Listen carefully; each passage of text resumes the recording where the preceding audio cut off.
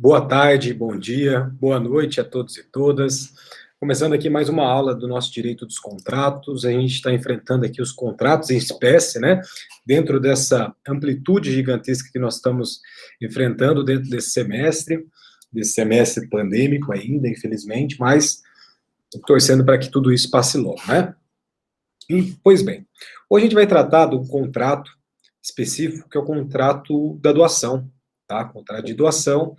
Na verdade, isso está estipulado lá no nosso Código Civil, no artigo 538 até o artigo 564, ou seja, existe uma vastidão gigantesca acerca de regulamentos, né, que tratam sobre esse tema, mas nós vamos enfrentar aqui um aspecto geral da doação, beleza?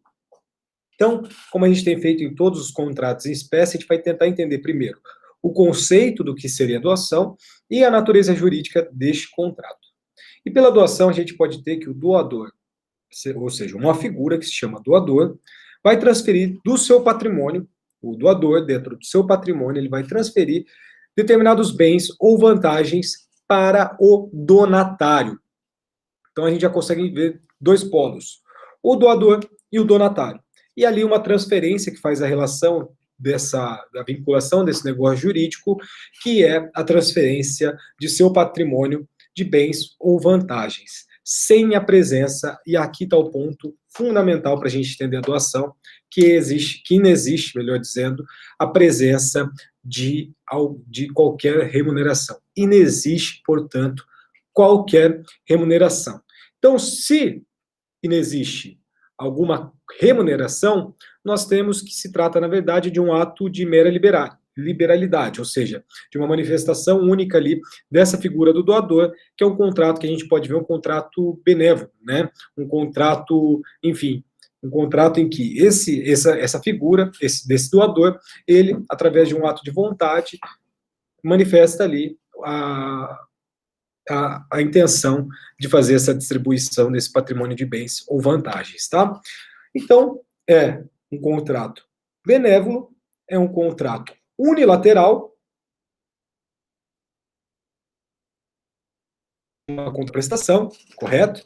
Tendo em vista que não existe remuneração, e gratuito, tá? Então, é benévolo, gratuito e unilateral. E, sendo esse negócio jurídico benévolo ou benéfico, realmente se admite uma interpretação restritiva nessa modalidade contratual, né? Ou seja, nunca uma declaração extensiva ou declarativa, conforme a regra do artigo 114 do Código Civil. Ou seja, é aquilo que está dentro da vontade do doador ou aquilo que a gente pode interpretar mais de uma forma restritiva e jamais ampliativa. Então a gente vai entender agora algumas modalidades, né? A começar pela doação modal.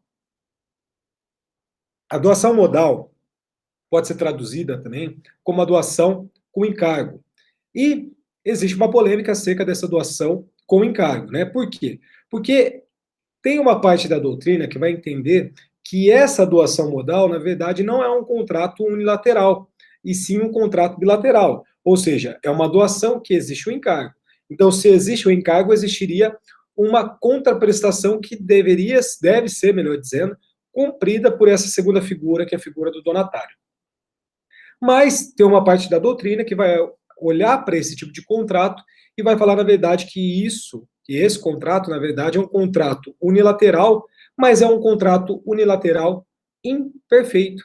Então, ele não é perfeito, ele é imperfeito, porque você coloca ali uma contraprestação, mas não necessariamente isso geraria um contrato bilateral. Por quê? Porque isso, na verdade, talvez não gere uma contraprestação, ou seja, não gere um dever jurídico que faça com que esse contrato seja um contrato sinalagmático, ou seja, esse contrato de estipulação de deveres e direitos e obrigações entre esses dois polos da figura contratual, com uma proporção para evitar onerosidade excessiva. De qualquer forma, essa doação modal é um contrato oneroso, independentemente se ele é bilateral ou unilateral e perfeito, ele é sim um contrato oneroso. E o professor, por exemplo, Pablo Stolz e o Rodolfo Pamplona Filho, eles entendem que esse encargo dentro da doação modal, dessa doação com encargo, não tem o peso de uma contraprestação, a ponto, por exemplo, de desvirtuar a própria natureza do contrato. Por quê? Porque se existir ali uma contraprestação, na verdade, a gente estaria diante, via de regra, de um contrato de compra e venda, beleza? Então, superado esse primeiro ponto da conceituação e da natureza jurídica, a gente vai analisar agora alguns outros pontos interessantes. Eu vou fazer essa aula picotada, podemos dizer assim, para não ficar vídeos longos, mas a gente vai analisar que, diferente do que tinha no artigo 1165 do Código Civil de 1916, o artigo 538 do Código Civil atual, ele deixou de mencionar uma locução que tinha no Código Civil de 1916, que era o aspas, que os aceita. Ou seja, na verdade, quando a gente tem esse artigo 538, ele vai trazer uma dúvida para a doutrina e para a jurisprudência, se a aceitação dessa segura figura do donatário é ou não requisito essencial desse contrato de doação. E a doutrina, para variar, ela acaba se dividindo nesse tema. Então, por exemplo, Maria Helena Diniz, ela vai analisar esse contrato de doação e vai falar que essa questão da aceitação do donatário continua, assim, sendo elemento essencial dentro desse contrato de doação. Por quê? Porque, na visão dela, a doação ela vai acabar se aperfeiçoando enquanto...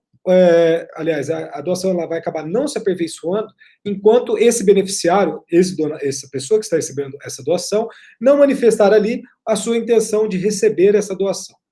Do outro lado, a gente tem o Paulo Luiz Neto Lobo, né? Que vai falar para nós que a aceitação do donatário não é mais um elemento essencial dentro dessa figura do contrato de doação. Por quê? Porque, na verdade, ele vai ver essa manifestação de vontade do donatário como um elemento complementar para a tutela dos direitos do donatário, porque ninguém é obrigado a receber uma coisa em que não quer, né, por razões subjetivas. Ou seja, se eu não quero receber determinada doação, beleza, eu posso manifestar ali o sentido contrário, mas isso não é elemento, sim, um elemento complementar na visão do Paulo Luiz Neto Lobo, diferenciando, portanto, da professora Maria Helena Diniz. O Flávio Tartucci, ele vai falar para nós que, para que esse contrato de doação seja válido, basta a intenção de doar. Então, quando o doador ele já tem essa intenção de doar, esse contrato já é válido. Então, basta o ânimo, a vontade desse doador em fazer essa liberalidade, essa manifestação de vontade para se fazer este contrato de doação. Então, a aceitação do donatário estaria no plano melhor dizendo, no plano que a gente pode, dentro da escala pottiana, dentro do plano da eficácia desse negócio jurídico, e não no plano da validade. Ou seja, o que eu estou querendo dizer com isso? Que se o donatário não aceita essa doação, o contrato ele não deixa de ser válido, ele é um contrato válido, só que ele não produzirá efeitos, ou seja, a gente está no plano da eficácia, e em decorrência disso, ele produzirá efeitos, mas no que se refere a essa transferência, ele não produzirá efeitos em razão da renúncia ou da negação desse aceite, beleza?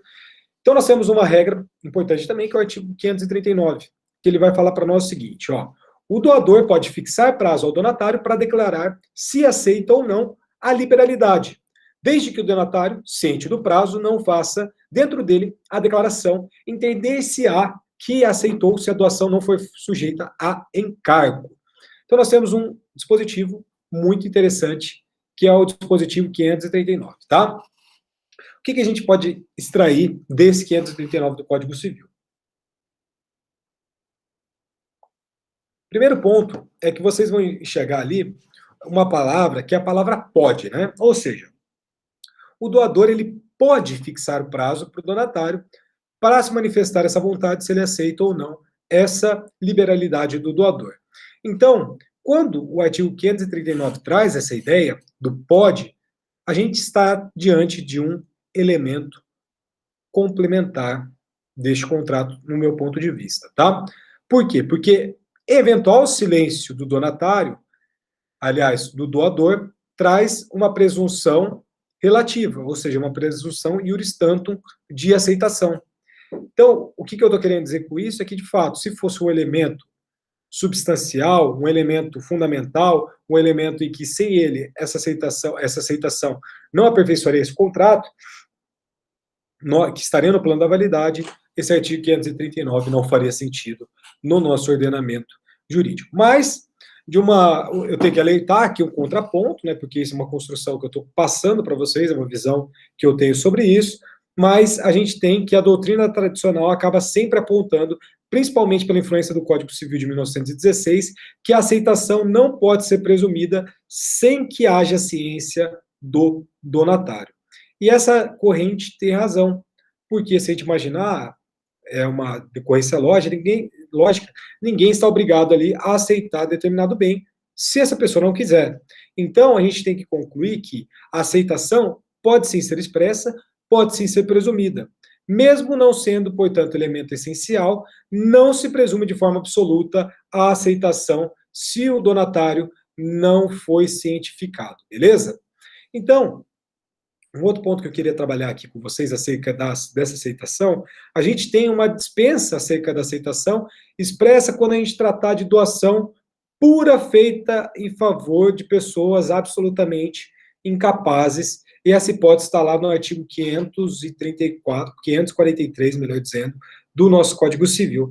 Então, esse dispositivo, na verdade, ele está protegendo o interesse do incapaz, porque uma doação pura, ou seja, uma doação sem essa doação modal, sem uma prestação, etc., é uma doação que só busca beneficiar esse menor, né? Essa pessoa incapaz. Então, nós temos uma novidade também diante do Código Civil de 1916, no nosso Código Civil de 2002, que é essa aceitação ali, que a gente pode dizer que, na verdade, é uma aceitação com presunção absoluta em relação a pessoas incapazes dentro da doação pura, porque só poderia beneficiar, né? Não existe motivo de recusa nesse sentido. E a aceitação tácita pode resultar também do silêncio do interessado, mas também ela pode ser revelada para nós pelo comportamento desse donatário, né? Que se mostrar incompatível com uma intenção de recusa. Como, por exemplo, a gente pode citar aqui a conduta de donatário que não aceita expressamente o imóvel, mas, por exemplo, recolhe o IPTU. Então, aquela pessoa que recebeu esse imóvel, ela vai lá e paga o imposto, tudo certinho, todo ano, paga enfim, todas essas questões, às vezes paga até mesmo o imposto inter vivos, vamos imaginar, dentro dessa ideia, principalmente, né? A pessoa paga o imposto inter vivos, e aí, nos termos da súmula 328 do Supremo Tribunal Federal, a gente vai ter, assim, uma legítima incidência da doação desse imóvel, tá? Então, existe uma incidência tributária acerca da doação desse imóvel, ou seja, o ITCMD aqui no Paraná, que nós temos lá o ITCMD, Imposto de Transmissão Causa-Mortes e Doações. Então, nós temos sim a incidência do ITCMD. Então, se a pessoa recolhe esse ITCMD, por óbvio, existe ali um comportamento em que demonstra a aceitação deste bem recebido através da doação. Por outro lado, a gente tem que destacar que, havendo uma doação com encargo, a doação modal, como eu apresentei para vocês, é imprescindível que o donatário aceite de forma expressa e de forma consciente, beleza? Porque ele vai receber ali um encargo e, em decorrência desse encargo, ele precisa ter ciência plena disso. Então, isso está lá na parte final do artigo 539, que a gente já passou, do nosso Código Civil. Então, é por isso que há um forte ônus a ser executado pelo donatário, sob uma pena até mesmo de uma revogação desse contrato de doação, quando a gente estiver vinculado a essa ideia de doação modal, essa doação com prestação, beleza? Então, como eu passei para vocês, via de regra, a nossa doação é um contrato unilateral e gratuito, mas ele também possui algumas características. Como, por exemplo, o contrato de doação é um contrato consensual, porque, como eu falei para vocês, ele tem um aperfeiçoamento com a manifestação de vontade das partes. Então, em suma, a gente não estaremos de um contrato que não se trata, na verdade, de um contrato real, beleza? Em regra, que é aquele que tem um aperfeiçoamento, por exemplo, na entrega da coisa. Mas, a gente vai entender que existe uma exceção, que é a nossa chamada doação manual. A doação manual é um contrato real, beleza? Só que isso a gente vai ver ainda mais para frente. A doação é um contrato comutativo, porque ambas as partes sabem de imediato ali quais são as prestações que elas acabaram assumindo, e no tocante às formalidades, em sentido genérico, né, o contrato pode ser classificado. Então, de duas formas. O contrato de doação será formal e solene no caso de doação de imóvel com valor superior a 30 salários mínimos. Então, valor de bem imóvel acima de 30 salários mínimos, o contrato de doação será formal e solene. A doação será formal, mas não será solene nos casos envolvendo bens imóveis com valor inferior a 30 salários ou bens móveis, beleza? Isso também está no artigo 541 do nosso Código Civil, que faz menção também ao artigo 108, beleza? Então, é um contrato formal, mas é um contrato não solene.